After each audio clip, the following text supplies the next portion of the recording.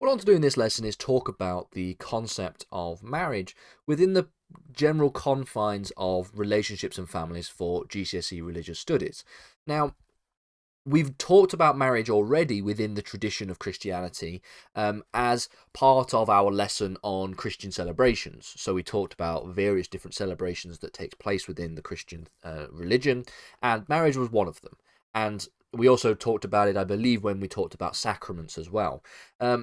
But this lesson is going to focus on marriage in a little bit more detail, but also within the context and confines of marriage as being part of the relationship aspect of religious thought, if that makes sense. So we'll enter into a deeper discussion about the concept of marriage within Christian doctrine. We're going to spend this whole lesson looking just at this particular marriage, and then talk about it through the lens of the importance within a familial setting, as well as that of the importance of it through the lens of relationships.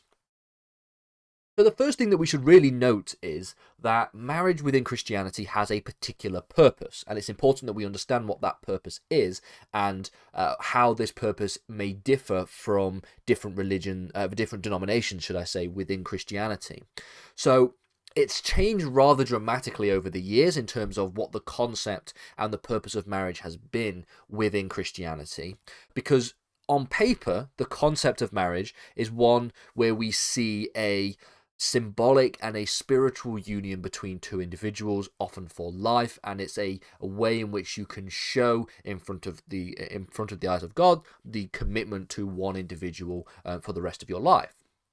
Now, historically, the purpose of marriage was not that particular romantic and spiritual kind of union. In reality, and historically, marriage was used as a method for those to assert power and authority over others. So, for example, the purpose of marriage within quite noble class systems within medieval and early modern periods in Europe were to essentially gain power. It was for families to gain power by marrying into other families that would also have power. It would also be allow for the legitimacy of monarchs to exist. So if you were to have a child and marry that child into another European monarchy, then that gives that a certain degree of legitimacy, allegedly, so gives a certain degree of legitimacy for your own dynasty. All of these different things were the reasons why individuals would get married in the traditional context. Marriage would also be something that essentially the wife would cost the family who want to marry the wife, essentially. So the father of the bride would get money in some circumstances, or some kind of other valuable thing by marrying off their daughter to a certain group or a certain family. So not particularly very spiritual and romantic in the traditional setting of marriage within Christianity.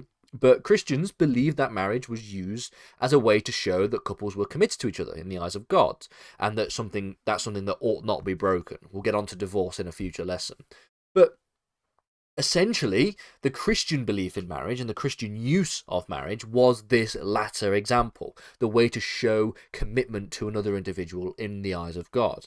Now, just because it was sort of taken and used for other purposes, for other more humanistic and power-related purposes in European history, doesn't take away from the fact that from the theological perspective and from the perspective of Christian doctrine, this is what it was supposed to be used for. And so within general Christian practice, three main blessings are presented through the purpose of marriage. So we have the concept of procreation, which is the creation of children, of course, which takes place within the confines of the marriage system. Of course, within traditional Christian understandings, if you have a child outside of marriage, outside of wedlock, then that is something that is relatively controversial. But today that is not necessarily the case. So the concept of children is something that is tied quite intimately with the idea of marriage generally. The place for sexual activity within relationships, again, is something that ought to be done according to traditional understandings of Christianity, that ought to be done within the context of marriage. We'll get on to the concept of abstinence and the lack of a belief in sex before marriage in a future lesson as well, when we look at contraception and other different kinds of issues related to sexual activity. And then we also have the idea of comfort in life. So the idea that all of these things together are the kinds of almost the gifts and the purposes of marriage to individuals. And Heavy also is in the practice of marriage is the concept of commitment to another individual.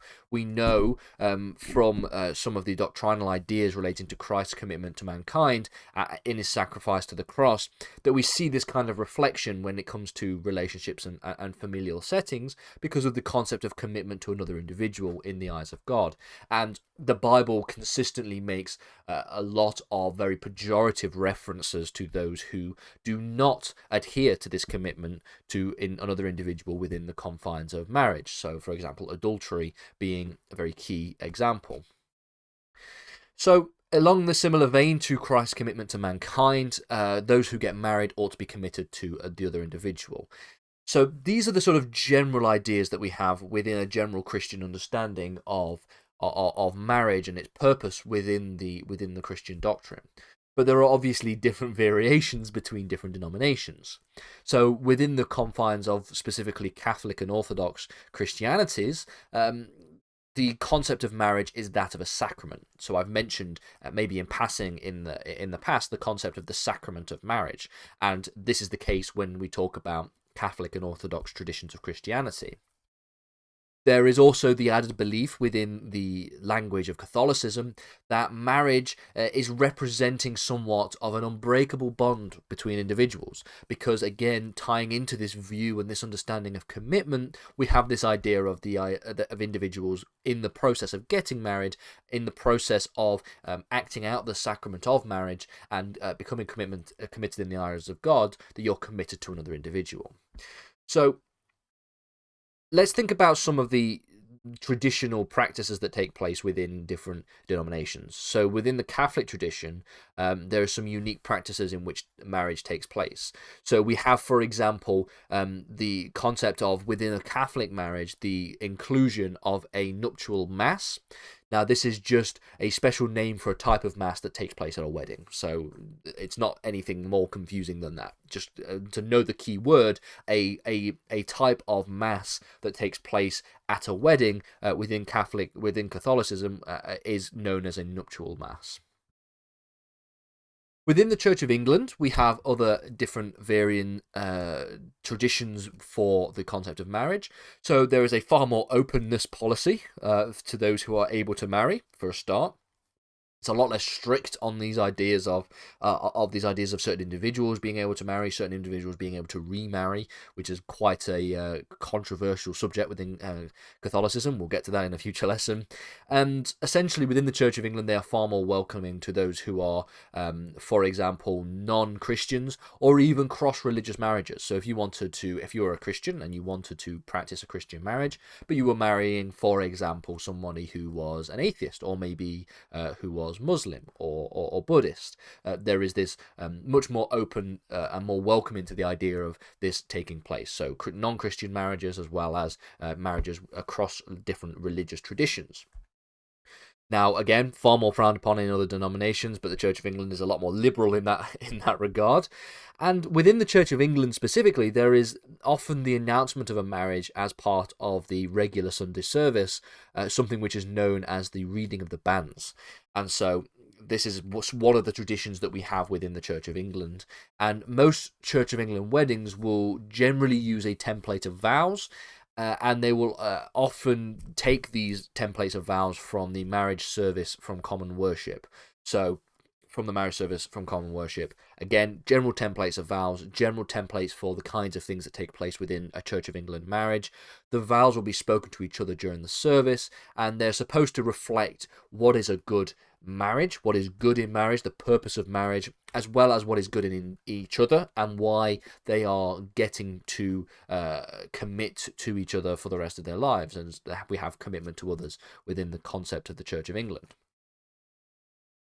Finally, let's just talk about the concept of marriage within other Christian traditions, specifically non-conformist, quote-unquote, traditions.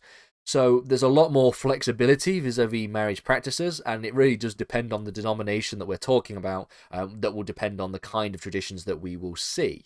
So, for example, the context of a Quaker marriage, there is often no minister who will lead the proceedings. This is in line with the Quaker belief that only the couple, in conjunction with God, can be present at the exchange of the vows and other processes. The idea that marriage is a lot more private, or at least the process of marriage itself is a lot more private, is something that takes place between the two individuals that are committing to each other in the eyes of God. So therefore, there's no minister who will lead the proceedings. There's nobody who is involved in that particular way.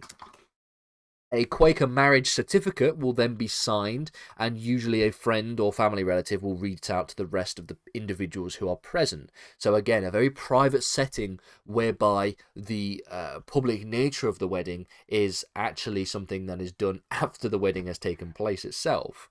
So again, a private option, and it reflects the idea that marriage is something that ought to take place between the couple and that of God.